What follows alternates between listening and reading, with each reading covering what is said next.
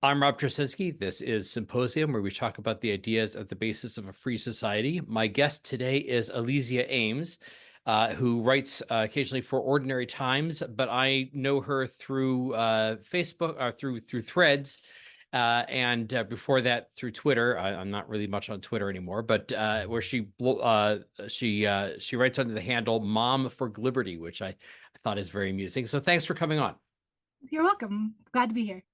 All right. So the reason I wanted to talk to you, the couple of reasons, there are a couple of ideas that you've put out there that I think are very interesting, including one that has sort of been growing in my mind more and more since it's been a bit of a soapbox you've been on. It's been growing in my mind more and more. And I'd like you to expand on it a little bit. And I've got some ideas of my own as to the consequences and meaning of this idea. But it's the idea that women's work has traditionally been uncompensated and unaccounted for. And in the literal sense of it's not on the account books, right? Yeah. It's free, it's hmm not paid for. And that hmm the fact that we're sort of having to face up as a society to the fact that that work is real work, Yeah. that it's valuable, the value and the necessity of it, and the fact that it has to be sort of economically accounted for in a way it hasn't been before. So if you could talk about that. Yeah, sure. So, I guess to me, like, especially I'm an accountant by profession. And when I think of things having value like that, or like a market is a way of communicating a complex idea, and that like the way that we can have such a complex society and do so many cool things because markets can organize things the way that you can't if you're just trying to make open decisions or have some sort of central planner to allocate the way resources should be spent. And so to me, the fact that women are doing all this incredibly valuable work, they're creating babies, raising those babies, and doing other sorts of care labor for elderly and sick relatives. And then that is not accounted for, and it's not part of this big, vast communication system, that it basically is invisible. And because of that, it's this value that's going to be shoved off to the side, taken for granted, not counted in economic models. When we make changes to public policy and it affects the work that women have to do, it looks like it's free, but it's not. We're inefficiently allocating resources. Like I know a while ago there was the Biden tax credit for children during the pandemic. Like there was something like 15 minutes of work less that in the fast food industry, or like the lowest income women. And like if that was 15 minutes of like burgers being flipped for bedtime stories being read, I think that's probably a good trade-off, but we don't have a way of recognizing that the way the economy has evolved. Mm-hmm. Yeah, so one of the things that strikes me about this. So I did I was doing a little research on this in terms of talking about the idea of labor-saving devices and all the Mm-hmm. appliance revolution that we had in the Mm-hmm. 20th century of dishwashers and washing machines and all of that. And it came across a study that actually went back and measured, and they said in 1900, the number of hours required to maintain a household, the number of household work of cleaning and cooking and all that sort of thing was 58 hours a week, which we think it's more, it's a 12-hour day. Mm-hmm. It's an enormous amount of work. Now that decreased steadily throughout the 20th century, and you can see with 58 to 18, and the difference is, well, it's a Mm-hmm. 40-hour work week that is the difference. And you can see how it is that women coming into the workforce happened because of that. Mm-hmm. But the thing that struck me is that this maybe explains a lot of our current culture war obsessions, because a lot of them have to do with masculinity and gender, and with a lot of the conservatives are sort of pining after this idyllic past Mm-hmm. in which the men went off to work and supported the family and the woman stayed home. And I'm wondering how much of that is a reflection of this sort of invisible Yeah. household work suddenly being visible now. It's funny because the first time I had this idea was actually I saw some clip by Tucker Carlson complaining about how feminists, I think maybe particularly Betty Friedan, devalued the role of motherhood. And I was like, no, Tucker, feminists don't decide the value of things. Like that's not the major player. It's markets, it's the economy, it's what people are willing to pay. And it's not feminists that decided that housework is not paid. Um, so I think that, and like, I think that that's always been at the thread of the feminist debate. And even like Friedan, if you read The Feminine Mystique, where she says that women need to work outside the home, it's for their emotional well-being. It's not for money. It's not for power. It's not for Mhm. a say in the economy. So it's even been framed to me in a culture war. There's this culture war framing instead of an economic framing, which I think is where we've gone wrong, and why it's so contentious and unsolvable is because there's not a way to figure out what to account for here. There's only like fighting and values and people deciding what they enjoy or what you should enjoy as a woman. So I think from the beginning there was a mistake when women joined the workforce of making it a culture war issue and not as much an economic issue. That's interesting. The other thing that struck me, and this is one why I saw this and immediately thought of your argument, which is Elon Musk putting something out, because he's become. Now, I don't take what Elon Musk says too seriously, because 10 years ago he was a socialist who wanted to I didn't even who wanted to get rid of oil. So I mean, he sort of changes he's mostly interested in the idea that we should all be paying attention to what he has to say, not so much what he actually is saying. But he came up with he's become a natalist now. That we should be having more children, which he's personally contributed to by having like 10 or 11 children with. He only does the easy part, it looks like. Yeah, he does the easy part. Well, then that's it, because he said, having children isn't expensive. Now, aside from the comedy of, one of the world's richest men telling us what's expensive and what's not, there's the fact that, as you pointed out, it's having extra children seems free if you assume that that women's work is free, that the work of the mothers is free. Yeah, exactly. And I think that that's something the natalist movement has to reckon with.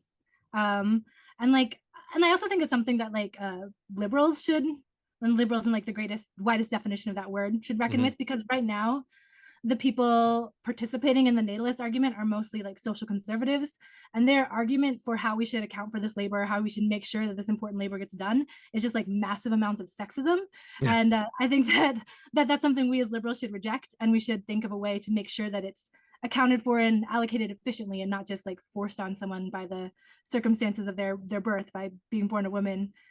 I think it's something we should pay attention to. And I think that Elon Musk is a prime example of the kind of natalist, usually a father with a lot of children whose wife stays home, who has the least amount of knowledge. It's like, can you change a diaper? Do you know how to change a diaper? And you're saying the value of this work. It's infuriating, and it's going to be inefficient, and it's going to be wrong. Well, and I think also, there's been this long debate about, we went from 50 years ago ever being panicked that we're going to have too many people and the population's going to increase too much. And now the population's going down. We're on the verge of a demographic decline, and people are, I think, correctly worried that actually the consequences of a demographic decline are bad. But and so there's all these attempts to try to come up with a way to how do we encourage people to have more children. And I think if that doesn't, it's like you said, the conservative answer is basically shame women into staying into the home. So you basically use the moral culture war arguments to try to make women feel bad about going out and working and try to get them to stay home. And to the extent that they view it as an economic issue, it's more like, well, maybe we should subsidize, domestic manufacturing, so blue collar guys make more money so their women can afford to stay home. Now, that wasn't why women stayed home before. It wasn't because they could afford it, because they had to, right? But a lot of this is like dancing around this I think a lot of the questions about why do we have declining fertility and what to do about it are dancing around this issue of, what we used to say back in the days, every mother is a working mother, right? That the amount of work it takes to raise a child. Yeah, and I think that like the reason that we swung from being like, oh no, there's too many, panic, to like, oh no, there's not enough now, is because we don't have any like outside indicator communicating to the broader economy like what an ideal number should be.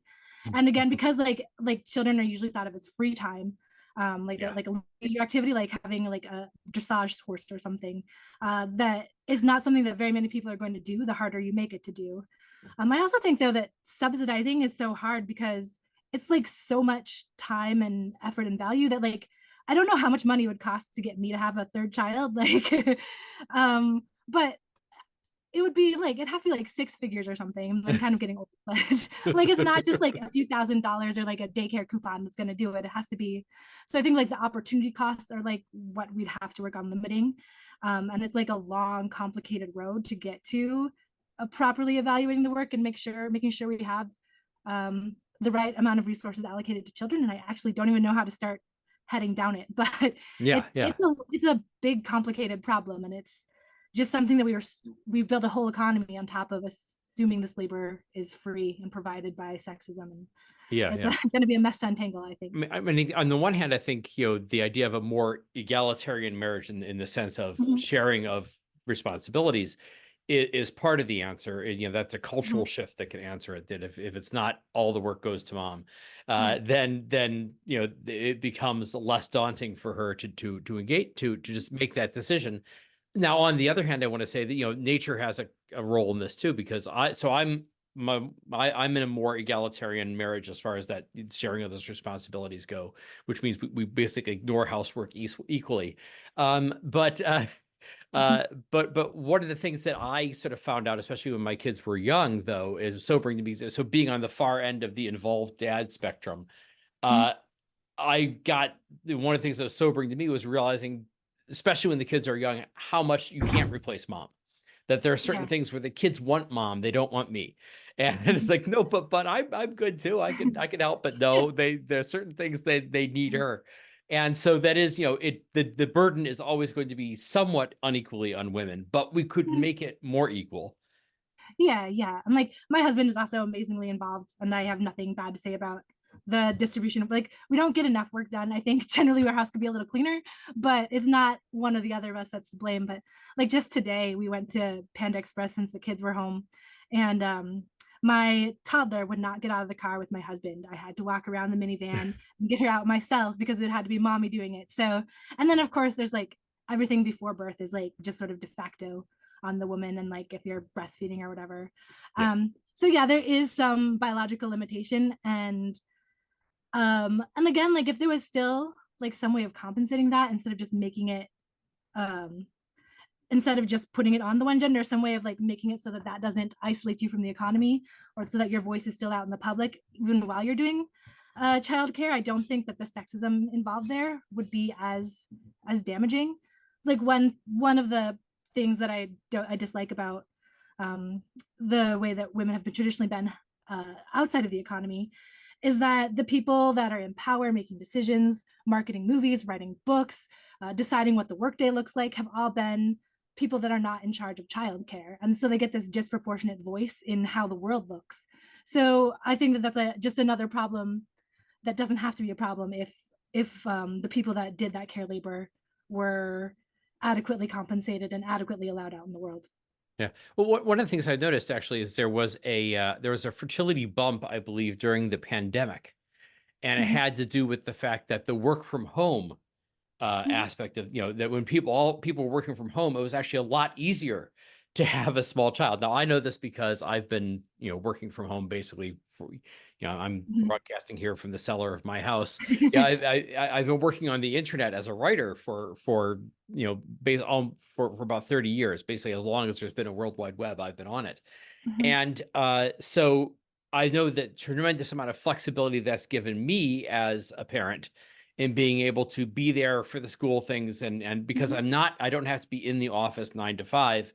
Now, sometimes it means I'm up at 2 o'clock in the morning, finishing an article because, Mhm. but I was there for the kids, during the Yeah. day when they needed me. So I thought it was interesting to see that when the rest of the world sort of came over to the dark side and joined people like me in the remote work world, that there was this baby bump, and it was because of the fact that, the people discovered, yeah, it is a lot easier when you're working out of the home, when you have a flexible schedule, it is a lot easier to raise kids. Mhm. So I think part of this is just going to be working through the logistics of how do we make it possible for someone to still work, to still have a career, to still be able to and again, it's not just about the money, it's also about women want to have interesting and rewarding careers too.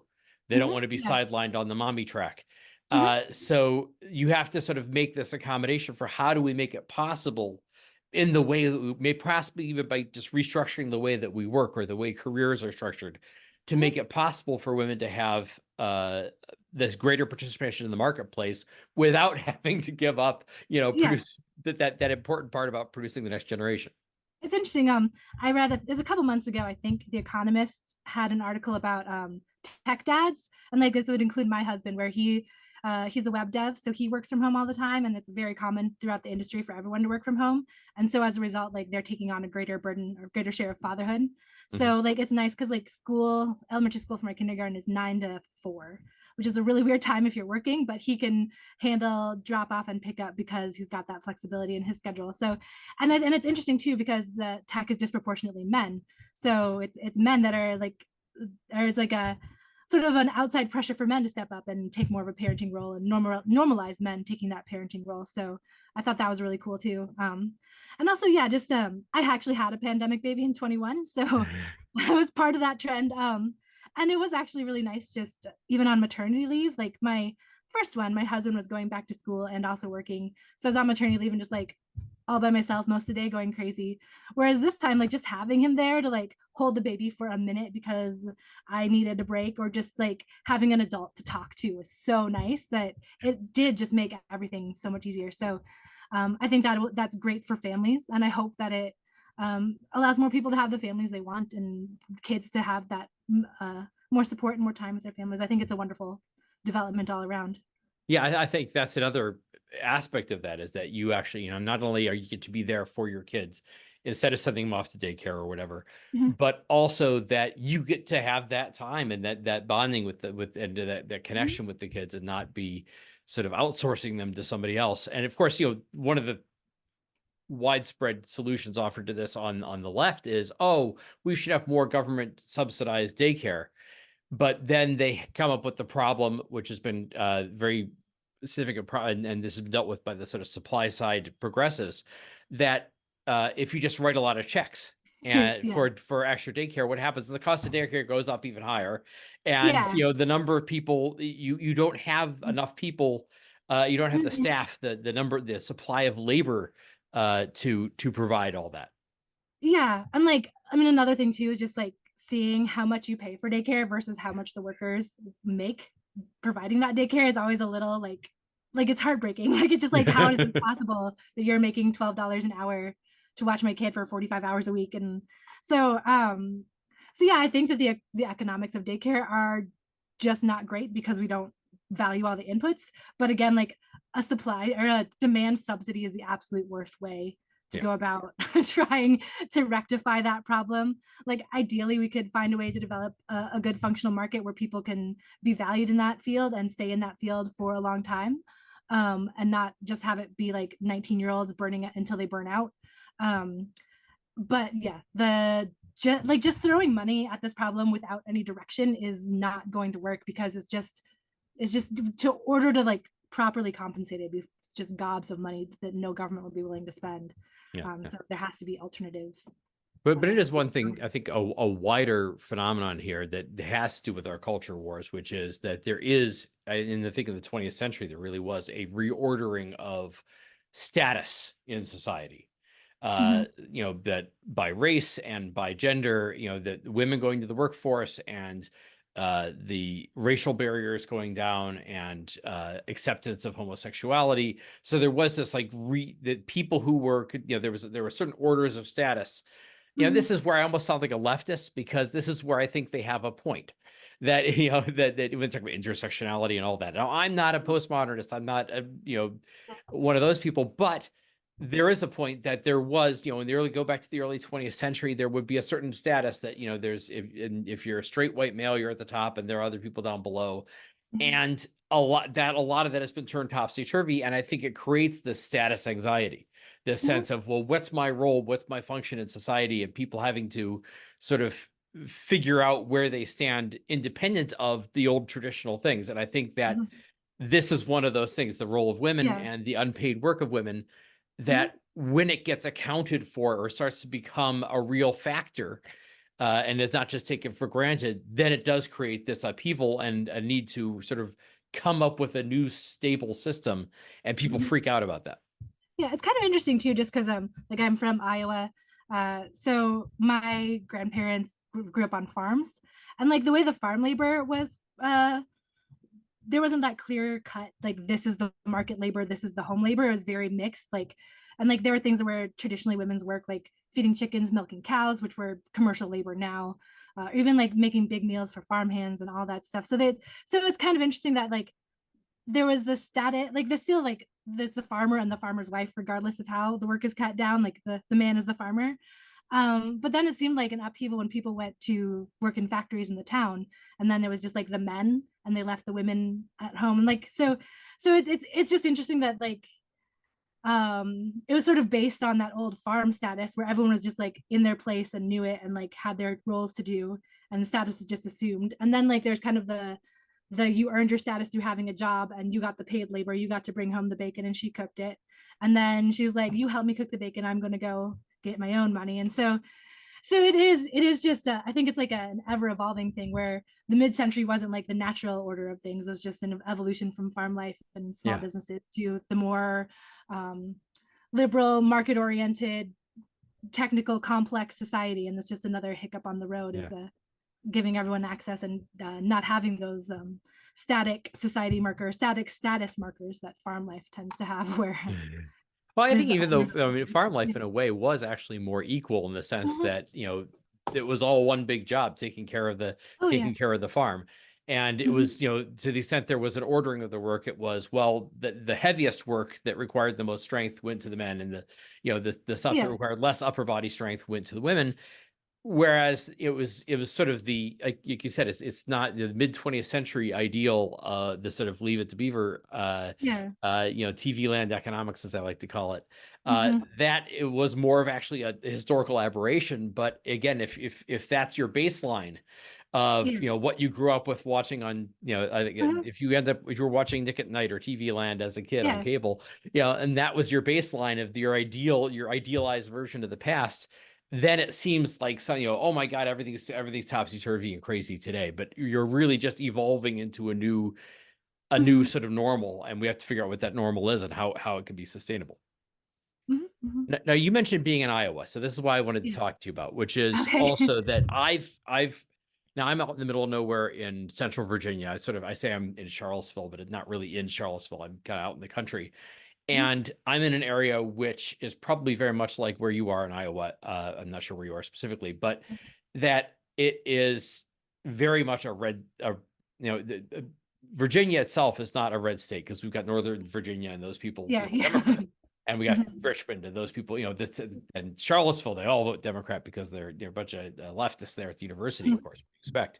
But outside of the cities, this is red state territory. This is, vote 70 to 80% for Donald Trump kind of area.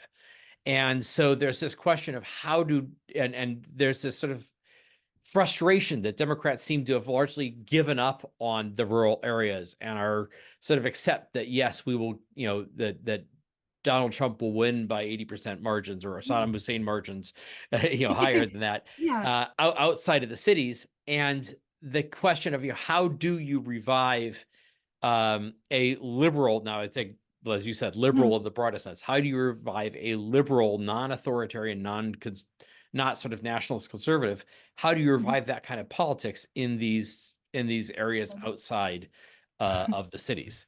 Well, I live in the People's Republic of Des Moines. So I'm like one of the two, like Iowa City and Des Moines are still Right. blue. And basically everywhere else is that like bright crimson red. And I also grew up in South Dakota. So that Yeah. was even back then like crimson, bright red. Yeah. Yeah. um, so like one thing that I've noticed, I moved here in 2011, I think. So I like they just had the Democratic governor Culver, I think was his name, was just leaving office when I got here, like literally like the day before or something.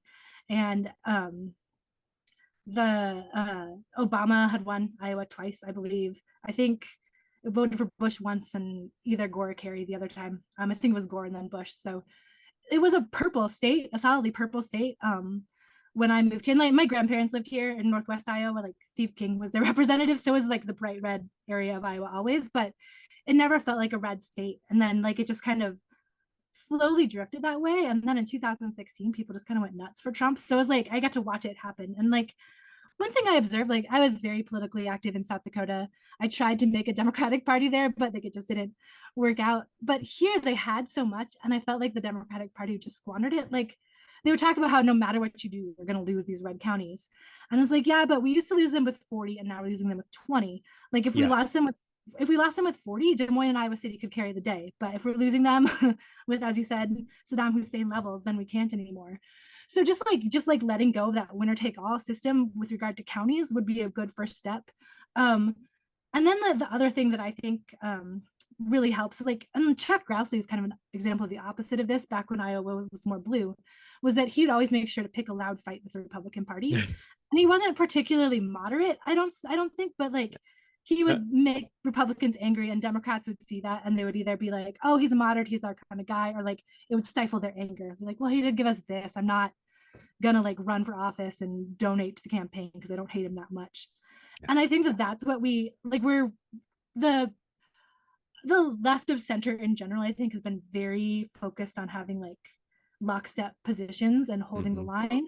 And I don't think that's how you end up with the Saddam Hussein margins. You have to allow people in the party that are going to make me personally very mad. Like, basically, the way you put it to me on Threads is you have to let Manchin be Manchin. Yeah, exactly. You have to let Manchin be Manchin. I don't think Sinema was as wise in her fights she picked with the party, but like, and I also don't. But the party could have been a lot more sort of understanding and you know, giving her a pass a little bit more on this, as opposed to the. So one thing I've seen too is that, you know, there's been a great. One of the other things I'm writing about is the collapse of the media, and especially of local media, especially out in the rural areas.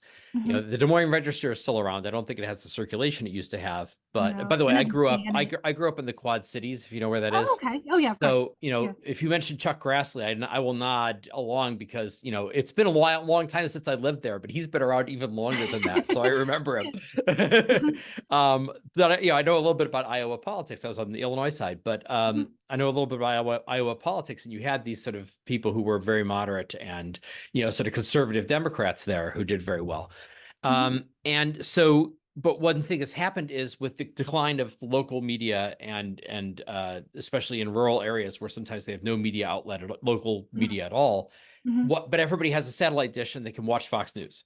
Right. So everything becomes nationalized. And I noticed that here in Virginia, where we've got people running for House of Delegates, and I get a flyer in the mail, and their campaign is the flyer has, as the bad guys we're going to defeat, it has Chuck Schumer and Nancy Pelosi and Alexandria Ocasio-Cortez as, like, you know, well, none of them are in Virginia. None of them have anything to do with the House of Delegates in Virginia.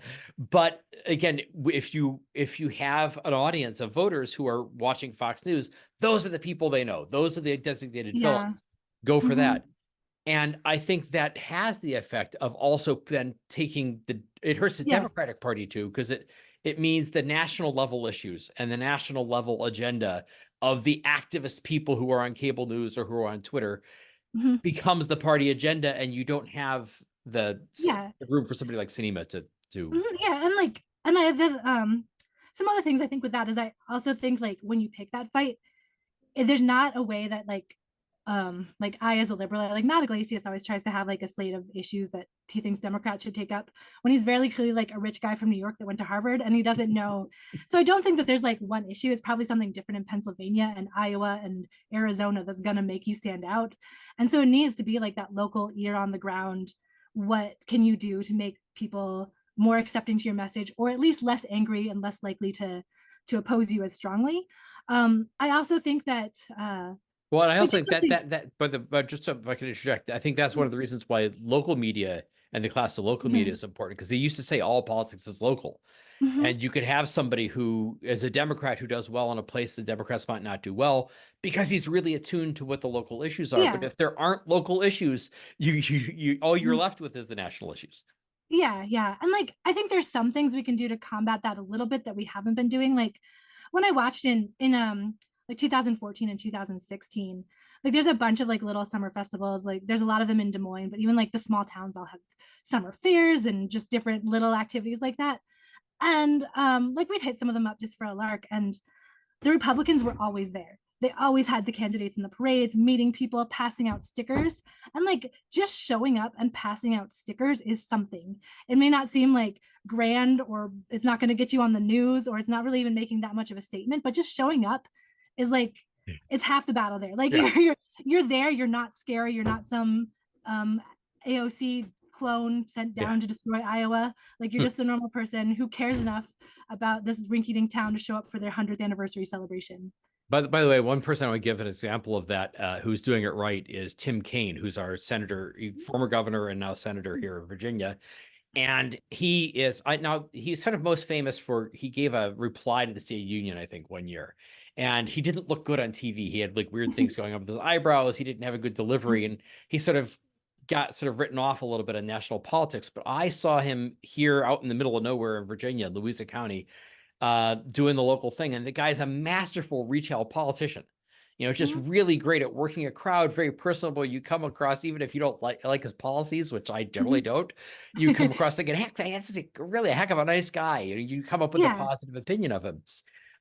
So again, it's that sort of thing where you just have to show up for it. And the funny thing about that is it brings back memories, though, of stuff that Paul Ryan was saying from the other side about, you know, in 2012, after Mitt Romney lost, there was this reevaluation that the Republican Party did. And they did this huge reevaluation that, of course, completely threw the whole thing in the trash can when Donald Trump came Yeah. along, right? Yeah. But part of the reevaluation was Paul Ryan saying things like, well, you have to go to the inner city churches. You know, the inner city Black neighborhoods, you have to go to the churches and you have to talk to the people and you have to show up.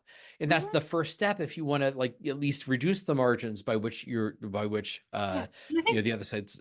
Yeah, go ahead. W did that too. He did a lot of trying to Hispanic and Black outreach, and like he still got creamed, but he got creamed by a lot less. Yes. And that matters in a close race. If you can get 12% instead of 9% of a demographic like that, it can make a big difference. So, but again, I think that some other like you wouldn't think so, but Al Franken was actually a really good example of that. Like I grew up right on the Minnesota border, so I got their media all the time, and he I think he knew because he was a national celebrity and he knew that that was a weakness for him. He like went way into overdrive and showed up at every little town thing. And he's also just like a really nice, personable. I mean, he shouldn't have touched those butts, I guess, but but when you meet him, he comes across as very nice and personable and kind of just like you're the most interesting person in the world. And that kind of stuff really just does make a difference. It can't make up completely for the lack of media, but you can always go there. And also when a candidate shows up, they can bring media sometimes too. Like the Register is in Des Moines and tends to stay in Des Moines, but if a big enough candidate goes out to one of the rural areas, they'll send a reporter out there. So it can help at least get a little more. You're probably not going to get Fox News covering you, but it can help a little bit to break through and make it seem like the local news applies more to the small towns instead of just being Des Moines focused.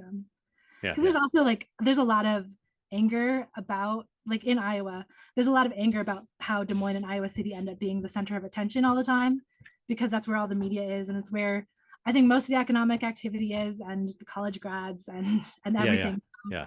Then these other places feel angry, like they've been left behind, and the fact that they don't have their own media apparatus is unfortunate and is unfair. But then they go into they use their political voice in a destructive way. In order to send that message too. So it's another like bank shot. So, but the interesting thing is a lot of this what we're talking about though is kind of going against the internetified politics that we have today, where everything is supposed to be you're supposed to have this like this party line, or that the most extreme voices are the loudest because of course they're the ones who are online 24/7. And this is I've been online since like 1988, which is a little longer than most. And one of the things I figured out pretty early on is before social media, but all the same stuff was happening, is that there are people out there who you will never get the last word, because they're going to be online more than you are. And they are more obsessed with the issue than you are. And in online spaces, those people tend to just dominate by sheer volume and by intensity, right? But and there's guilt too. Like if you're like someone who thinks that like racism is a problem and is bad, and then like the most extreme person is like, oh, I thought you thought like, or like, oh, you're supporting genocide in Palestine because you don't support this too, and like just like using the most extremists like guilt you into like conceding their position and walking out to them, and it's hard to push back and stop and be like, no. Well, and this leads me to another idea I wanted to talk to you about, which I think we had a discussion about this, that you might be the origin of this, which is the Omnicause, which I've seen other people using it popping up, but you may have been the first person to use this term. So what is the Omnicause? So when I first thought of it, when I first like just used it casually and then kept using it, I was actually talking about the way global warming activists would say that like global warming is racial justice. It is LGBT rights. It is this. And it's like, no, it's not that. Like you can't isolate every position and never overlap with anyone else. But saying that if you say global warming is LGBT rights, then like you can't, if there's like conservative LGBT people who don't buy into the leftist, who either don't believe in global warming or don't buy into the leftist solutions for global warming, you're alienating them from that cause. And then similarly, if you wanted to reach out to like religious environmentalists who may not be as down with LGBT rights, you're alienating them from the cause. And you want to have like the largest coalition possible for your cause. Like you want to have or intersections and not and intersections, where you're making it smaller and smaller until only like this one core group with all of the right opinions is left. And it's also like it started making people really mad, which I think is how it spreads. That I get yelled at a lot for it, and so I have to double down because that's who I am. That's how I ended up online. That's But yeah, I plead guilty to some of the same instincts. So go ahead. yeah. So like, and you can say we're like global warming is going to have a terrible impact on the global south and water rights and all that. So there's like that internationalist class element there. There's an intersection there. But to just, if you make it seem like this part of neoliberalism, then you're not going to get like the auto manufacturing unions on board. So you need to have like, you need to focus on your cause and like, and I sort of think like, I don't know, I think there's an academic definition of intersectionality that I might be wrong about, but the way I think of it is like feminism gets a lot of pushback, or white feminism, because it was for like middle-class white ladies, and we didn't think of the needs of working class women or women of color who had different experiences, and having a job was not about self-actualization for them, was about survival. And so like, and I think it's good to think of like, okay, if I do this, how is it going to affect this group?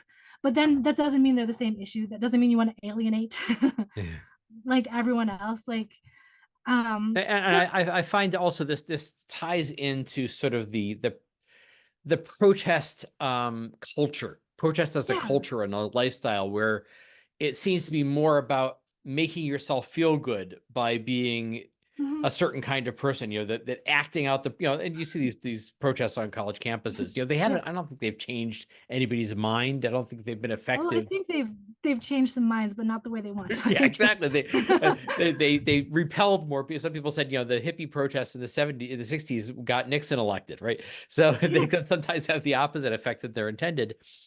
But for the people who are doing it, I often notice, and especially for the people who are very extremely online, it's the venting of their grievances at the world that is important, and not the actual achieving of any particular result. Because if you thought this is a problem that needs to be solved, you would think seriously about what are the means by which I'm going to get to that result. Whereas if just I have grievances at the world and I want to vent them, you don't think about how to get the results. And it seems also too, like I have gotten fights with a lot of people where I say that I accuse them of trying to make Santa Claus's nice and naughty lists, where they want people who check all the right boxes and who have all the good opinions, and then they're identified. So it's like they'll say like, well, you don't want to, like, you want to be able to reach out to religious conservatives, so you don't want to tie global warming to LGBT rights. And they'll be like, well, those people are bad. And it's like, okay, but if you want to get this idea passed, like if you can get 1 or 2 Republicans on board, or just less against it, or if you don't become like a flashpoint, then you're doing better. Like you want to be able to have that broad appeal as possible. And another thing that I like try to stress to like the activist people that I know in real life and online is that you don't want to end up in the attack ads of the people that oppose you. Like if the people that talk to me about what you're doing are not the people on our side, it's the people it's like my conservative Trump voting relatives are like, did you see what they did here? And then like we end up going on defense, and I end up spending a lot of time being like, oh no, they don't mean it. Like it's only a small portion of people who you should separate them from the cause. And it's like, so I'm already on defense. Yeah. The people actually like reaching out have to defend your actions. So you're taking us one step back, and you should be trying to move us forward. If your cause is so important, we need to be moving forward. Well, there's something you wrote that I thought was actually very insightful on this. You said, let me just quote you back to you. I don't remember exactly where I found this, but quote, pretending every cause is every other cause gives fuel to the view that there's a left-wing conspiracy to take over your life, even if several omnicause positions are technically popular. So this is the idea that, you might have a position that most people wouldn't be that much against. But if it's Mhm. then connected into everything else, and it's connected into LGBT Yeah. and drag queen story hour, and if that all, this is sort of this is how, I mean, this is the method used rather infamously by who I can't remember the guy's name, the conservative sort of firebrand, where he talked about how we're going to lump in wokeness, we're going Oh, to that lump all the Rufo or Chris Rufo, Canadian? yeah. Yeah, we're going to lump all the various insanities all together on one label, and Yeah. then, you know, and And then the this is leftists are like, sure we are. Like, yeah, exactly. They're playing along with that. yeah. That's like just watching Chris Rufo like call the shot and then everyone just follow it and just like, yeah, you we know what's happening. We can stop it. We have free will. But it's yeah, it's very frustrating to see like when we say everything's the same cause and like there are those people that are like, you will live in the pod, you will eat the bugs or whatever. And we're Yeah. basically like becoming their stereotype where you were saying like if you support gay rights, you're gonna eat the bugs. Like Yep. it's all the Live in same. the pod, eat the bugs, cook with the magnets. Yeah. Yeah. I like cooking with the magnets actually.